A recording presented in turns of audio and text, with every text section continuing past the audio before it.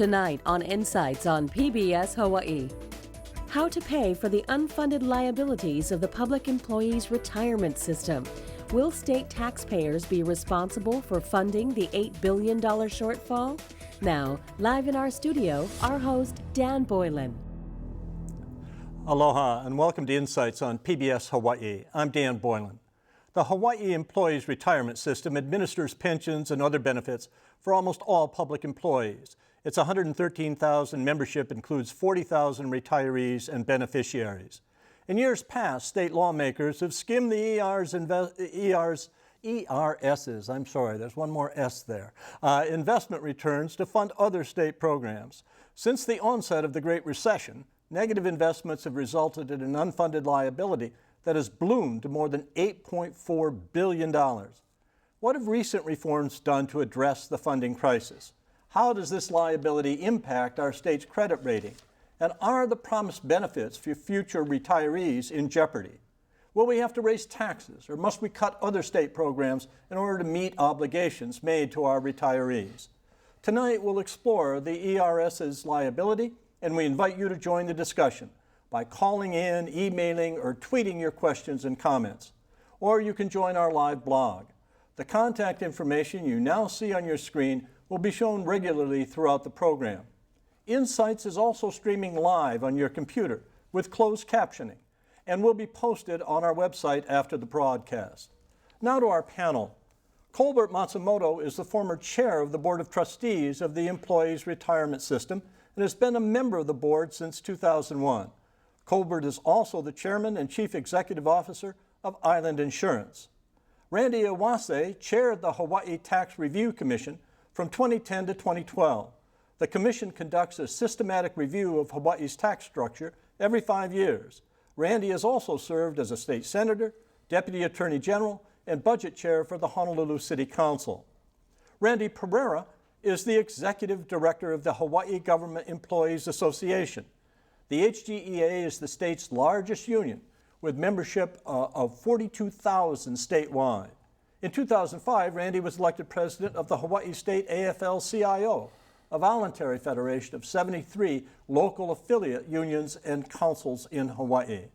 Lowell Kalapa is the president and executive director of the Tax Foundation of Hawaii, a private, nonpartisan educational organization dedicated to informing the public about the finances of state and local governments.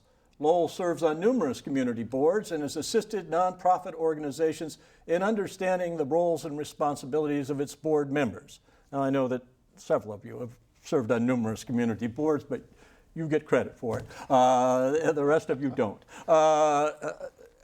Colbert, you've chaired this ERS. What is it in grave financial difficulty, and are the retirees in danger? Is there too much liability there? Well, up until a couple of years ago, there was a serious concern because back in 2000, the ERS was funded at a 94% funded ratio. As of late last year, it had declined to 59% funded. So there was this deterioration in the amount of assets that we needed to have to be able to properly fund the pensions. But 2 years ago, the legislature enacted a number of reforms that have now put us on a track so that, I think that pensioners can feel very comfortable that we will have adequate assets to cover their pensions. As a representative of a lot of the people who are beneficiaries of this, Randy, are you as optimistic? Well, certainly. I would, disagree with the contention that this is a crisis situation. I think Colbert hit it on the head that a couple of years ago we were very clearly in a bad situation, but the trustees have acted prudently to make sure that some changes are made so that over time, as the actuaries would determine it, the plan is sustainable. And I think purists like me might bristle at some of the changes because it suggests a benefit that is not as good for future employees, like perhaps my children who may choose state employment. But clearly the plan is now on a much more sustainable path, and I think we'll be fine over time. It does present a funding challenge, but that's what we face as a community. Lowell, you've said it's the big elephant in the room, however, that the problems of this liability are going to face us for a long, long time. Well, I think part of the recovery is because of the change in the market. You know, we went through a downturn. We didn't realize that it was coming. We skimmed the earnings of the system in the early 1990s, late 1980s, somewhere around there. And that money should have stayed. There was a cap that said anything over 8% the legislature could take, and they took it. And that money, if you've invested your own money, you know how much it means to put back the money your portfolio has earned as a way to save for your retirement. And that's basically, I think, the rude awakening that we came to in the mid-2000s. And we said, you know, we shouldn't be taking that money out. That belongs to the employees. Taxpayers have paid on an incremental basis, and that's the way it should be. However, the legislature, in its great wisdom, said, well, it was excess funds, we'll just take it, without realizing there are a number of things changing the outlook for the system. One of the ones is the fact that our retirees are living longer. So the length of benefits has grown longer without us realizing that we should be socking more money away to make sure it's there when they need it. So this has been a great rude awakening, if you want to call it that, because the problem was so huge at the point of crisis, which was 2007, 2008. And I think it's sent a wake-up call to the legislature to reform and to do things differently and to recognize that that money that we put aside for our public employees should not be touched. Randy, you have said, though, I think you've used the word crisis in talking about it, though. Have you not? I think I said it was a potential fiscal crater. That's pretty good. That sounds pretty close to crisis to me, Randy. Sounds like a meteor. Like a meteor. Do you feel we're going to have to raise taxes at some point by the people who are working to take care of this liability? Well, you know, we did not recommend, the Tax Commission did not recommend. What we did recommend was a Simpson-Bowles type commission. I agree with Colbert and Randy Perreira that with respect to the pension fund, actions have been taken for a trust fund that was pre-funded. You had assets in it. So it's in a better state than the other side of the what that we looked at, which was the health fund. It's not pre-funded. It is the reason why Colbert Young talked about having to fund maybe $500 million a year, combined for retirees, for present-day workers. The health fund benefit, the pension benefit, yeah, that's a big, big problem. And it has to be addressed. It cannot be addressed. That's why we did not specifically recommend purely revenues, that it is of such a magnitude that I believe that both the expenditure side of the equation as well as the revenue side of the equation has to be looked at. If I'm not mistaken, male retiree has a life expectancy in the state of what, 88? The beneficiary? No, 85. 85. 85. All right. So that means I've got 16 more years. And a female's got 88. Right. So that means Chloe's got 3 more. She's got 19 more years. My wife retired at 62. Right. So I retired at 66, I think it was. I was beginning to not be able to remember those things. So that means that we've got 19 and 16 more years of receiving these benefits from that seems like an awful long time. And if everybody is retiring at those ages, I don't see how that works. There's really that much money available? See, that's one of the tricky things about pensions, is that it's dependent on a number of different assumptions. And one of the assumptions that was in place for a long time was that the age of mortality for the average pensioner was somewhere in the 70s. Yeah. And when we did a review of that several years ago, it was determined that it had increased. And so that increase alone increased the liability of the pension system significantly. So there are a number of variables that we rely on in terms of what the investment rate of return is going to be, what the payroll level is going to be, what the age of mortality is going to be. So if those things change, it's going to change the funded ratio, and it could create some problems. So, so when I said that we're in good shape provided all the assumptions that we've based our calculations on continue to hold true. Well, let's say that Randy gets his Simpson-Bowles commission to study this thing, and this changing age, this longevity is part of the ball game. Would anybody be satisfied with the idea that maybe we raise the retirement age at which you can retire to, say, 63 and 67 or something like that? Are these the kinds of things you think should be? Well, you look at Social Security, it's already happening, right? In the old days, 20 years ago, maybe when you were a young chicken, it was 65. We're now looking at my generation at 66 and 67. And Congress is looking at an age of 70. And it's not that they want to punish the current workforce as much as it is the fact that they are going to live much longer. In fact, wasn't there just, not Time Magazine or one of those magazines, this baby's going to live to 120 years old. It's this week's Time Magazine, yeah. Yeah. And, it's happening. And medicine is prolonging our lives, and therefore the need for benefits is going to get longer and longer. And so we need to address the system and the benefits as it is now in recognition of the fact that people are living longer. Randy, how would you feel about that? It's certainly one of the challenges that we're going to be facing, because I would agree that mortality has changed over the years, yet at the same time I think it's a real societal issue, because I don't think any of us at this table want to be working to actually put food on our table and make a living when we're 78 years old. So I think there's a balance that's going to have to be struck. And we also have to be cognizant that there are some occupations that are physically demanding, where literally these individuals would not be able to function in their current jobs once you get past a certain age. I learned age and gravity aren't my friends. So you just have to be aware of this, and it's going to be a challenge we have to face as we shape the benefits of the future. On your Simpson-Bowles commission, would you have them, let's call it the Iwase Matsumoto commission, and let you two guys, would you want to see that considered? I think everything has to be on the table.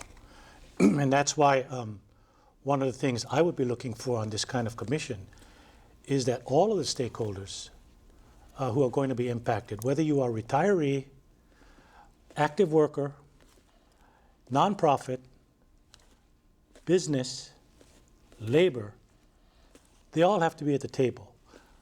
I think another group that has to be at the table, for lack of a better term, is the public. We always have these kinds of task forces, and you have these groups represented.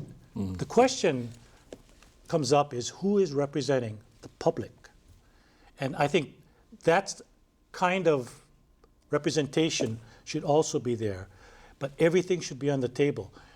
As we pointed out about the mortality, the change, the effect on not only the pension, but the health fund, which is a bigger problem for the state in terms of a shortfall on liability right now.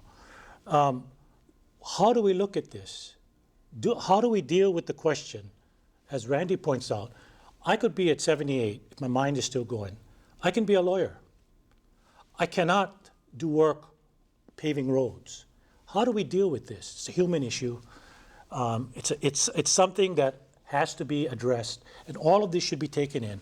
It's a commission that should be funded. I think Simpson-Bowles was supposed to get $9 million. I may be wrong. Funded, staffed, experts, go out there and hold hearings, same kind of process, put forward a bill, get the legislature to look at it, get the legislature to act on it, but it's got to be acted on. Well, in 2011, the legislature passed a package of reforms to the defined benefit pension plan for public employees. And so one of the changes that was enacted at that time was raising the minimum retirement age from 62 to 65, as well as a number of other changes that reduce the benefit level for public employees. But those reforms were only applicable to employees that were hired as of July 1st of 2012. So, it's going to have a beneficial effect on the funded level of the system in the long term. But in the near term, you're not going to see a significant benefit derived from it. But the legislature has taken some, major step to trying to fix the structure of the system in a way to ensure its financial viability over the time. And you're satisfied with this? We were supportive of the changes. Certainly, as I said, as a purist, you concerned about how we have what effectively will be a two-tiered system, but realizing just the demographic changes that we're facing, our organization and others were supportive, knowing that this was how to make the plan sustainable. But if I listen to the two of you, it sounds to me like the problem is not going to go away. And you, Colbert, that the assumptions, there are so many assumptions that things can change. If we go back into recession, for example, if all investment income goes down, we're in trouble. I mean, the system is in trouble, right? So your commission is going to have to perhaps be an ongoing commission, right? Or that deals with this. Well, the tax commission, by constitution, convenes or is appointed and convenes every 5 years. It's not an ongoing commission. Right. In fact, I happen to think perhaps it should be every 10 years instead of every 5, because recommendations take time for us to see how it worked. A commission like this, I don't think it needs to be permanent. It should propose, as Simpson-Bowles would have done, propose legislation and have the policy-making body act on it. But it should be, one of the benefits of a commission like this is not only to have a stakeholder, but what was the hope of Simpson-Bowles was it's nonpartisan. When you look at this issue with pension fund, health fund, I mean, there is really, in my mind, no room for an ideological approach, my way or the highway. It just cannot work. And so if someone comes in and says, no, you can't raise revenue, well, for me, I don't need you at the table. If someone comes in and says, no, you cannot raise expenditures, I don't need you at the table. Because we got to figure out, because of the magnitude of this problem, as we found, shortfall, which is accumulated shortfall, cash-based accounting, $3 billion by 2025, or under accrual basis, this is health and pension, $17 billion by 2025, or as the Department of Taxation study found, by 2022, $1 billion annually. Now, put that in context, the budget is $11 billion. So we're talking $1 billion annually, or monthly, excuse me. I think it says, or maybe it was annually. And so you got to have this kind of, you cannot come to this as an ideologue. And so you need the stakeholders. Yeah, I think, one of the things that bothers me about it all is that over the last 4 or 5 years, since the onset of the Great Recession in 2007, an awful lot of people I know in the private sector have seen their retirement systems disappear.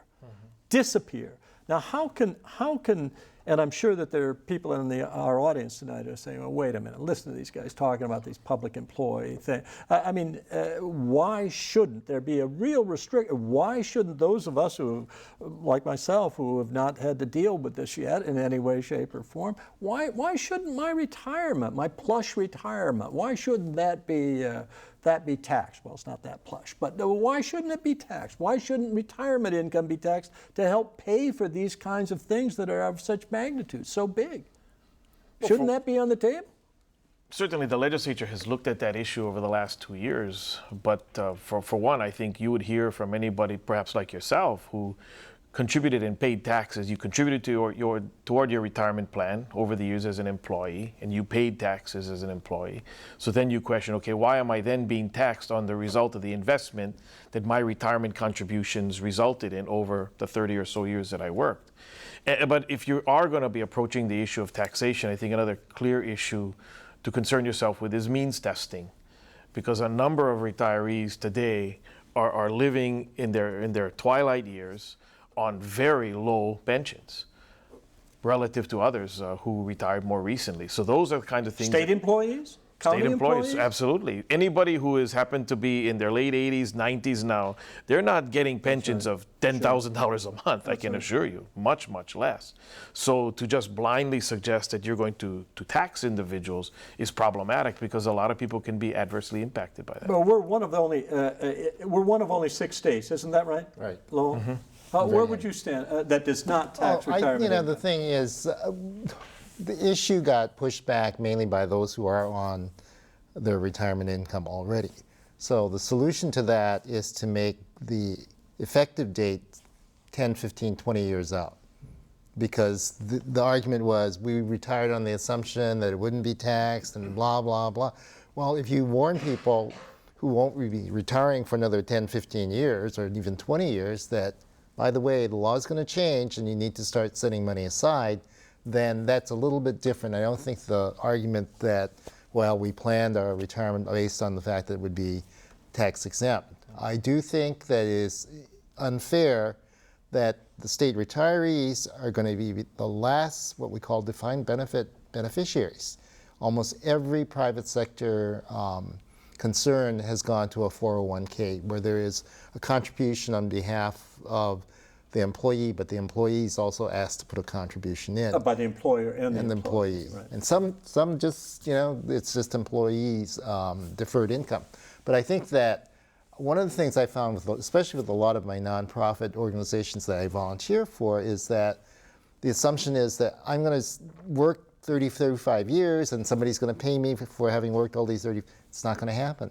And so one of the things I do as a trustee for a lot of 401k plans is go in on a regular basis, encourage especially our younger employees to set some little amount aside with the understanding that over a period of time, when they get to that golden gate, they're going to have a little nest egg. And I think we need to get people thinking again about saving for their retirement. One of the things that bothers me, Colbert, is the political aspect of it.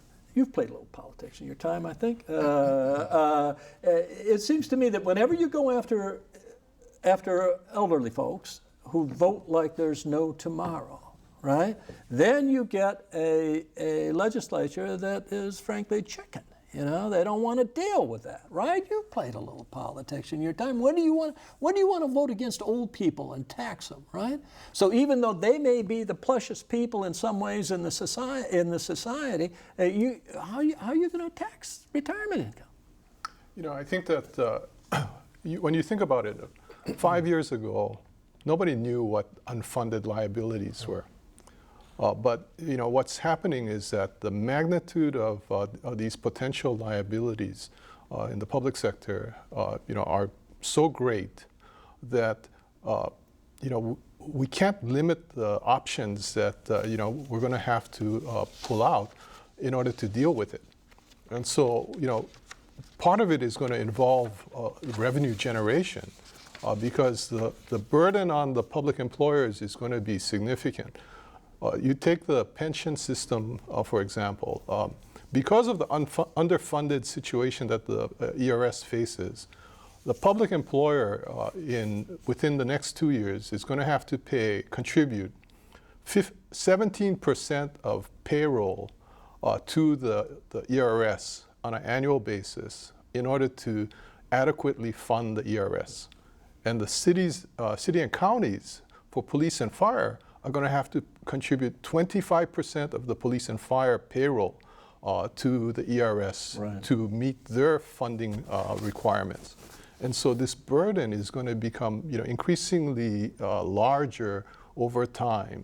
And how the state and the counties are going to find the revenue sources to meet those liabilities is going to have to entail looking at different options. And it could mean, looking at some kind of a tax on pensions or other kinds of taxes that, we're currently not, accustomed to. So you think it would stiffen that just the reality of how big this is, this huge problem, it's going to stiffen the backs of legislators to do whatever they have to do? Well, what you don't want to have is a situation where you're backed in a corner and you got no choices. Right. Right. And so that's why it's kind of critical for people to deal with this now as opposed to wait 5 years from now, because the crisis, not just with respect to the pension system, but with the healthcare system, is on our doorstep. And if we can proactively deal with it now, we may be able to mitigate the pain and suffering that we may have to encounter if we let this thing fester over the next 5 years. Let me just add to that too, and touching upon what Lowell said. 2 previous tax review commissions have dealt with that issue. 2 commissions ago talked about fairness, and not only the fairness in the tax system, horizontal fairness, but fairness to those who, at a time in the past, took a certain salary with the expectation perhaps it wouldn't be taxed, right, so that it therefore wouldn't be fair to tax them. And so that commission talked about perhaps grandfathering in those who are already on retirement. The last tax review commission, again, dealt with the equity issue, both in terms of fairness for all taxpayers in that same category, but also equity as to the retirees who may have had the expectation that my salary will not, my state retirement wouldn't be taxed, and it could affect salary negotiations at the time they're in. That tax review commission said, all right, if you do tax it, then in regards to fairness, in deference to fairness, then maybe there ought to be a baseline, maybe a salary of a retiring salary of $50,000. That was their suggestion. So those are 2 suggestions that have come from the 2 previous tax review commissions. And what we did was we said these were the 2, and they provide good options. Enact one of them if you want to, or leave it the same. Randy, I'm sure that the HGEA worker or any public union worker in any union is going to say, well, wait a minute. I didn't make as much in my job working in part because I knew that my retirement system, I'm going to have my retirement system, and it's not going to be taxed. I mean, certainly, we've all done taxes recently. I've certainly seen, well, I get money back from the state, I pay to the feds, right? And that makes it easier because I don't get money back from that. But that's going to hurt you folks, right? It's going to hurt your people. Well, first, I think it should be known that according to the retirement system, the average employees that we represent at the HGEA have a pension today of about $23,000 a year. So hardly anybody making a king's ransom as a retiree. And certainly for any of them who did financial planning throughout their lifetimes, they banked on a retirement plan, they banked on the medical care that they were provided, etc. I've been an open advocate of suggesting that we will need to take a look to face some of these challenges. We need to look at public employment in total. We need to see the kind of challenges that public employees, the active employees face relative to private sector counterparts, where oftentimes pay lags. But certainly when you come to your retirement, the public employee has a much better retirement package than, generally speaking, most private employees. And somewhere there has to be a balance in taking a look. You cannot just say and look at things in a vacuum and say that retirement costs are too great, when you realize that these employees for 40 years made wages that are in many instances much less than their private sector peers, and they pay a substantially greater portion of their monthly wage toward their medical care, when many private employees pay very little, if not nothing at all, toward medical care during their active work years. You have to look at the total picture, because I have heard so many times people say that government must be run like a business. Any businessman in town will tell you that you pay your employees a competitive wage and good benefits if you wish to keep them. And I think we shouldn't look at public employment in any different way. I want you to change your hat for a minute. Will you be a private employer? Okay. Okay. So at Island Insurance, what do you guys do? 401ks? Yeah, we have a 401k program. So most private employers have defined contribution plans. Like what Lowell talked about. What Lowell was talking. And I think that it's very rare that you find any employer that still has a defined benefit plan, and those that do have defined benefit plans are trying to get rid of them. Trying to get out of them, right? Now, we've looked at that for whether or not there would be a way to convert the state system to a defined contribution plan. But the problem with that is that in order for us to do that, we need to adequately fund the existing plan, because you need to terminate that plan in order to start a new plan. And that's that $8.4 billion hole that you got to fill. And so, the state is not in a position to, basically finance that in order to, try to convert to some new system.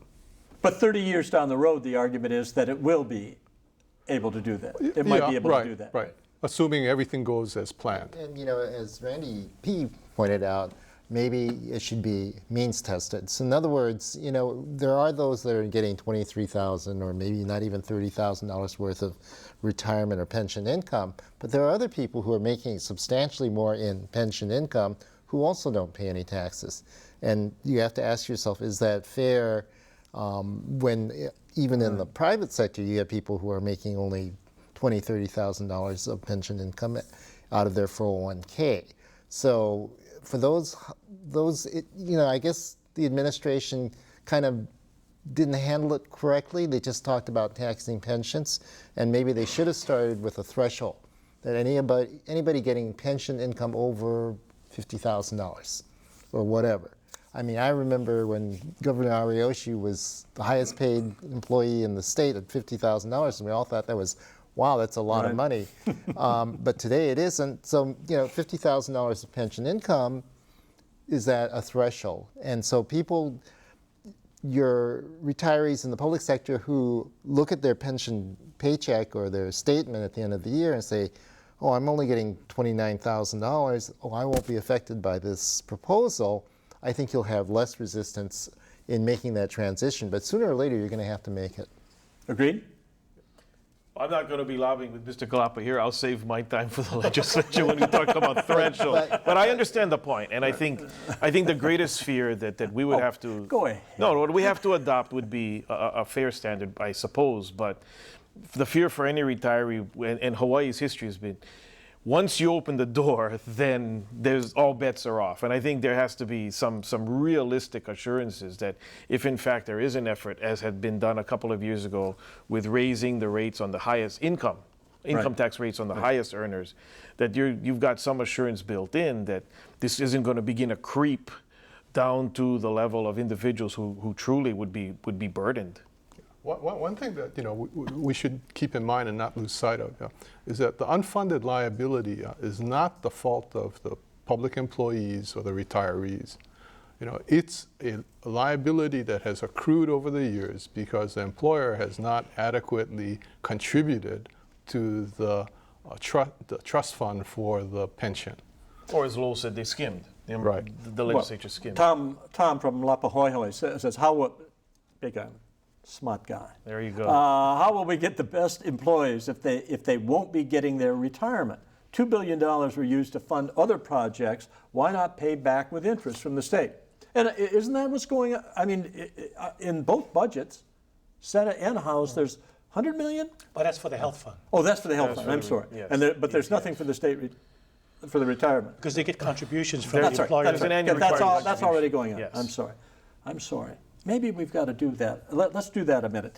The state is paying a certain amount of money for its, and the counties are paying a certain percentage of their budget is going directly into the retirement fund. Yeah, it's like what I said that it's based on a percentage of payroll. So the state is paying a much bigger share now because of the unfunded liability than it otherwise would have had to if the system was properly funded.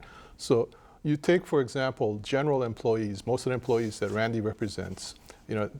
This year, 15% of their payroll has to be contributed by the state to the ERS. Right. Okay, because of the deficiency in the funded ratio, what's happened is that that amount has to increase to 17% next year, and so the employer is being penalized for the fact that this unfunded liability is growing.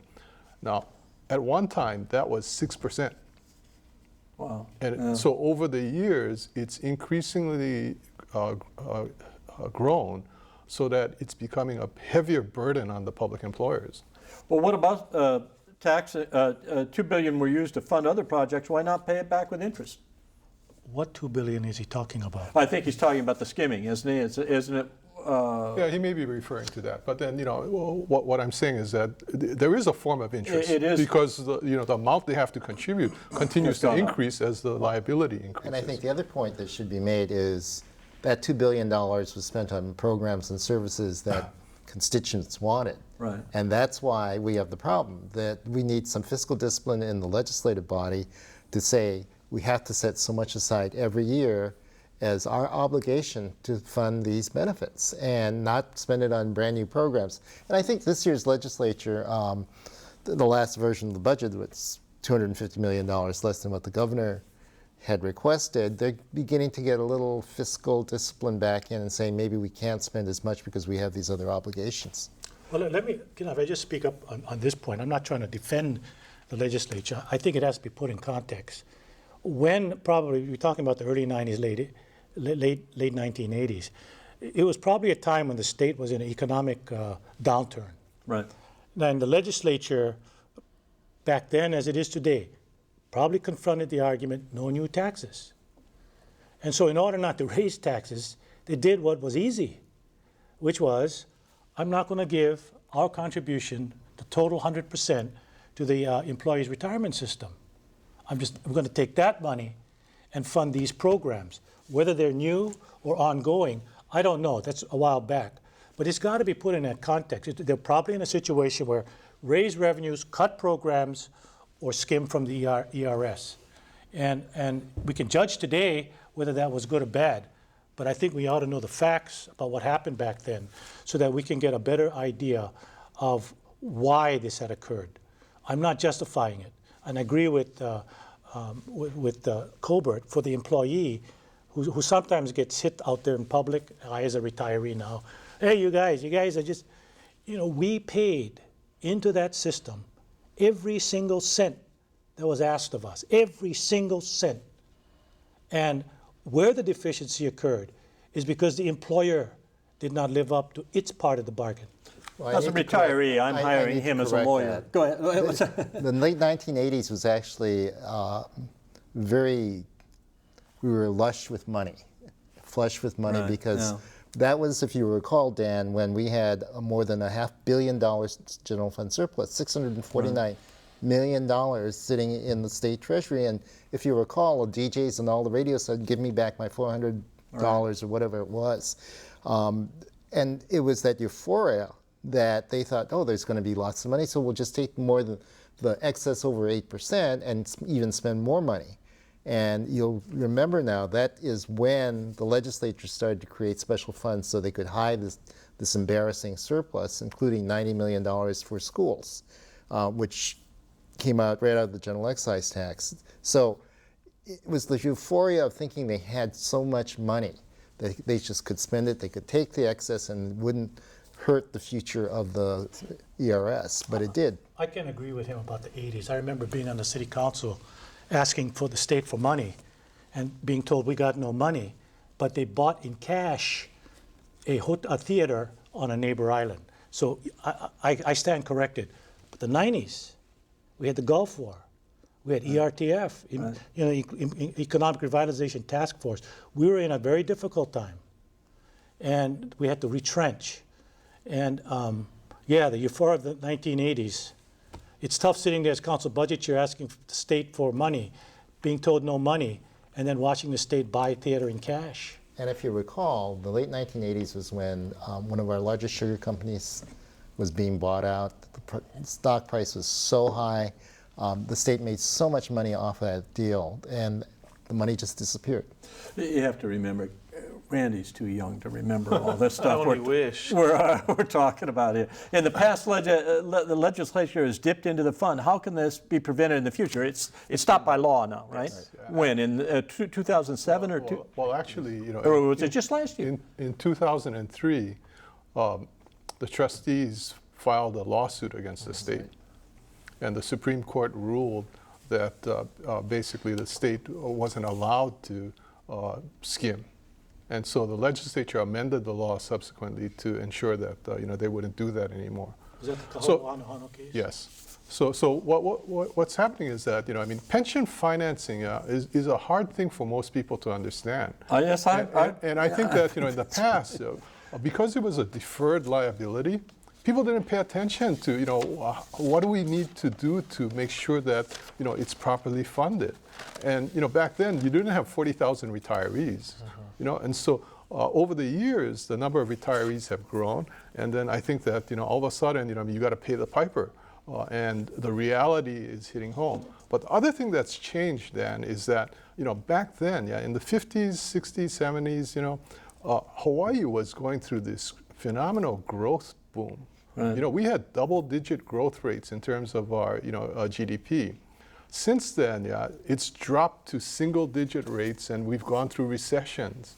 And so, the robust economic environment that made us feel confident in, providing, rich benefits to employees no longer exists. And so that's one of the adjustments that we have to get our minds around. Why should taxpayers make up the investment losses for the state retirement system? It's like gambling. They have to take their losses like anyone else. There is an aspect of this with the investment, the whole investment business. I can't imagine a more difficult job than being the investment guru for the state retirement system. How do you do that in the crapshoot? You'll excuse me of global. It's not a crapshoot, because if you read the journal insert in the Star Advertiser this Sunday, the point they made was the rich got richer because they were in the market and they sat on their investments.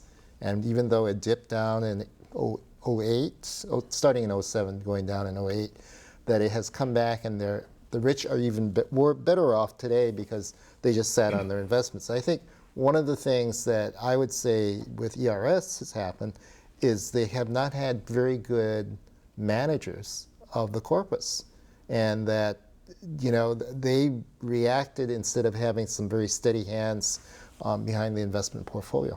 Is that the most expensive hire you make at the trustees?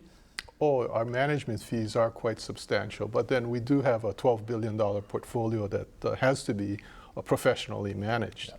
But I would disagree with Lowell about our investment performance. The trust is managed properly in terms of the investments.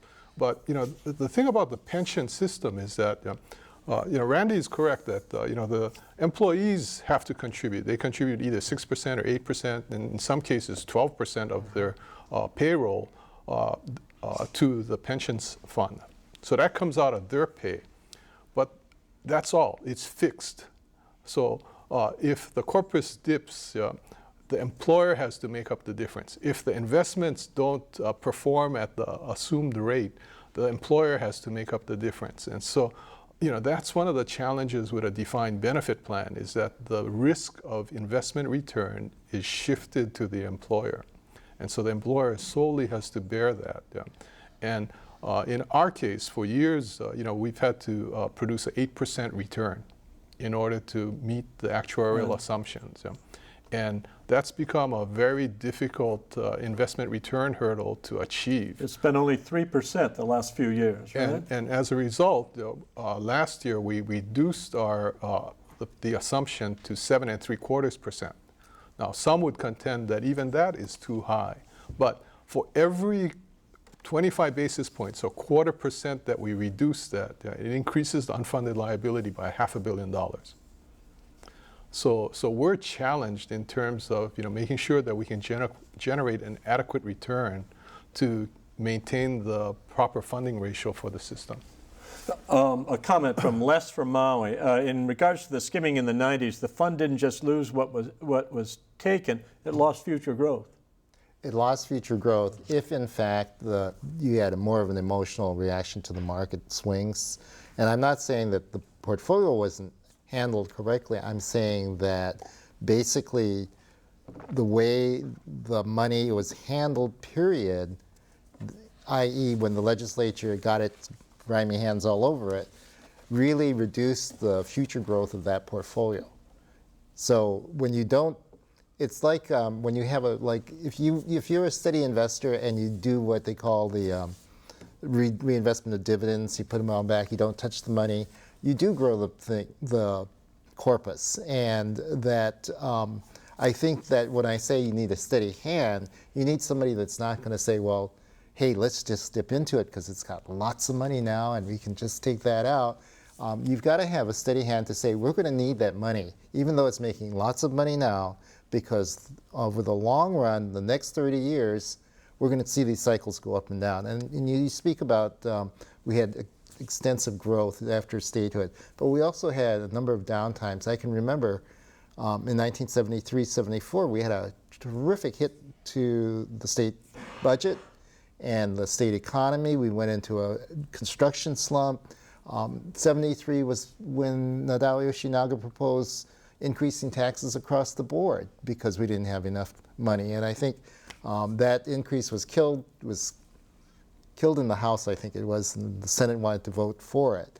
But had both houses voted, taxes would have gone up, and who knows what the economy would have reacted to that. So it's cyclical, and we need to have, when I say steady hand, we need to close our eyes, and like I told a lot of people in 07 and 08, just put your statement in the drawer and ignore it. Just ignore it. Don't sell, don't panic, just a steady hand. I think that's what I'm talking about. Randy, what does the union do with its employees to educate them about the nature of this problem? Are they aware of the kind of variables? Are most of the folks working in public sector, are they aware of the kind of variables and the kind of, I don't want to say uncertain, because I trust guys like Colbert, but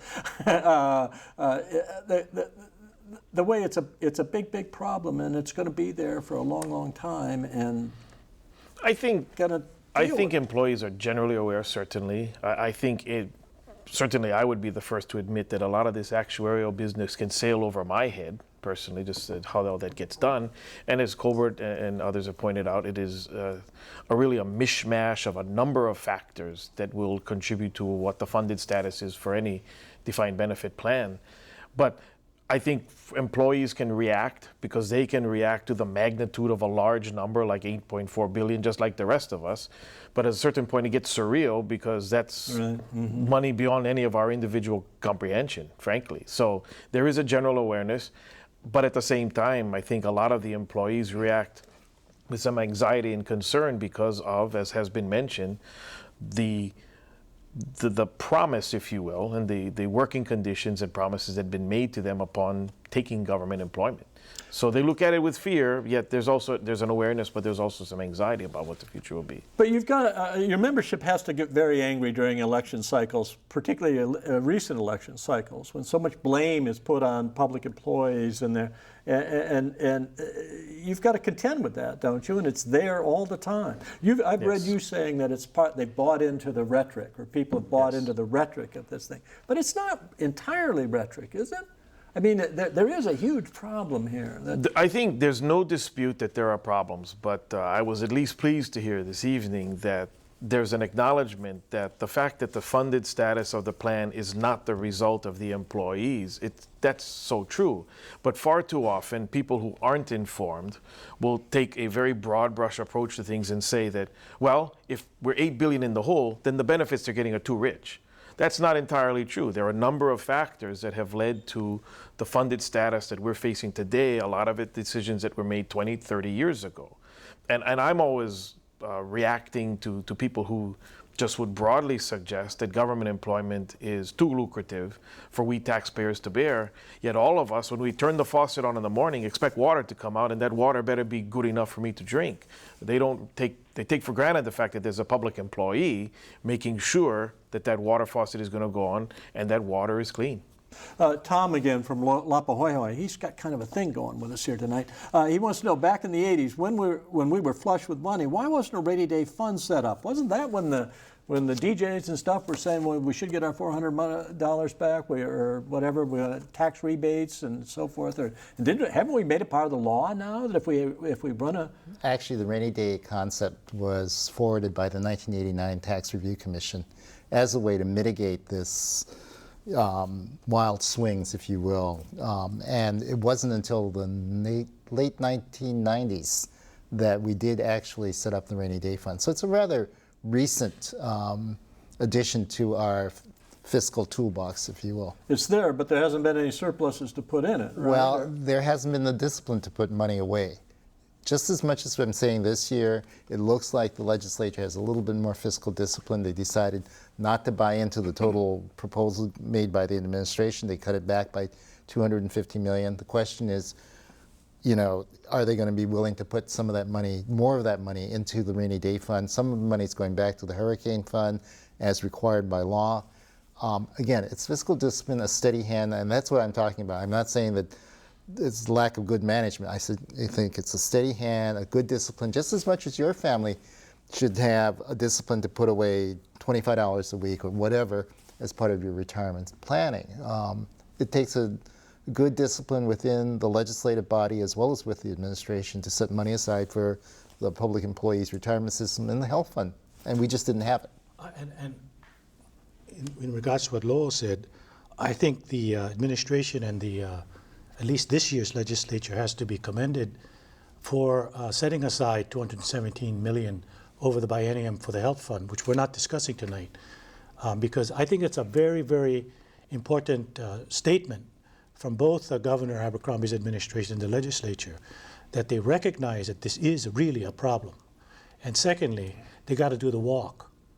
And so they put in $217 million, far below what Colbert Young is suggesting that is we have to, but it's a start. But we're looking at, according to his figures, $500 million a year. $500 million, right. But at least it's a start, Dan. 10 years ago, we put zero. 5 years ago, we put zero. We didn't even establish a trust fund for the health fund until just recently. So we're starting to pre-fund as we are with the pension fund. And pension fund is in a better shape than the health fund because they are pre-funded. The health fund isn't. So now it started. Mr. Anonymous, very, very important viewer we have, calls in often. We know what mistakes we've already made. Let's move forward and do so wisely. Let's save, don't borrow or dip. Stop and I am willing to pay higher taxes to meet the deficit. You know, I can't remember what the issue that was brought up here a few weeks ago, but we haven't raised the excise tax. Except Oahu for the rail. Except Oahu for the rail. And what is it, 16 years? And it seems 40 years. 40 years? It's been a long time. Anyway, and it seems to me during the worst of this Great Recession a couple of years ago, around a lot of water coolers after the whole session was over, people would say, well, why didn't they just raise it 0.5%? Why didn't they? Did you look at that? Yes. Yes, we did. You know, and I struck Lowell. Lowell can explain the other side about the what he believes is a negative effect of the GET. But yes, we did. And if we dealt with health fund, pension fund shortfall, to address that shortfall by the year 2025, the cash basis accounting, the $3 billion accumulated shortfall, right. At least PFM did suggest. We did not adopt it, like I said. So this is the consultants. We asked him, okay, you got this problem, looking at it purely from a revenue standpoint, which is what all we could do. Tell us what the tax ramifications are. They did look at it. They called for an increase in the GET of 0.5%, okay?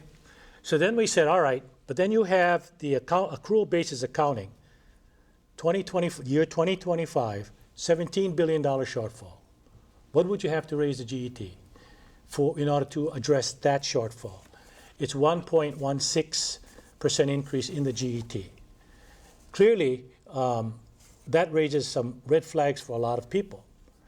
It cannot be sustained solely by bumping up the GET, which is why the Commission is talking about the Simpson Bowles. The Commission believes that you address these issues, the health fund, pension fund, from both an expenditure and revenue side.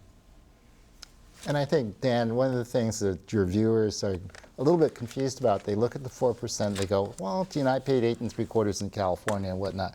We don't have a retail sales tax like they do in many of the other 40-some-odd states that have retail sales taxes. It's a gross income tax. Right. It's on both goods and services. It's at every transaction. Everything that moves. Everything that moves, probably even the cock's crow. But, you know, when you translate it back into a retail sales tax structure, you would need somewhere between an 11 or 12% rate, which would make it the highest state sales tax rate in the nation. And that's what's scary, is the effect that it would have on our economy and on doing business here in the state. We already have, as you may or may not know, at this point, temporarily at least, the highest income tax rates in the nation, probably passed only by California by 0.3%. The highest, if you translate the GET into a sales tax, we'd have the highest sales tax rate, retail sales tax rate in the state, in the nation. A lot of people say, well, why don't we raise the property tax? Well, I'm sorry. The property tax doesn't support the kind of functions they do at the county level on the mainland. We're almost out of time. Very quickly, and I mean really quickly, can we deal with this problem? Yes, we can. And it can be solved. It's solvable. Is it solvable? Ed? Yes, it is. Easily? You know, I just was reading a book today, and there's a quote. The difficult can be done immediately. The impossible will take a little more time. Yes, we can do it. That sounds like what a Marine would say. No, the Seabees. That's the Seabees. The Seabees. Oh, absolutely, but there will be some difficult choices. No, and we can fix this, but we're going to have to all come together to solve it in a way that leads to the least amount of acrimony and grief, because we don't want to tear the community apart. But it's not going to be fixed by just looking at tax increases. We got to grow our economy. We got to get back to a more robust economic growth rate. We're done. Thanks a lot. I really appreciate it. It's a difficult subject, and I think you've helped on a great deal. Next week is the 20th anniversary of the Hawaii Supreme Court decision that launched our national debate over same-sex marriage. The justice who wrote that decision will be here to help us, along with others, explore the long road from Bear versus Lewin to the cases currently pending at the United States Supreme Court. That's next time on Insights on PBS Hawaii. I'm Dan Boylan. Ahui ho.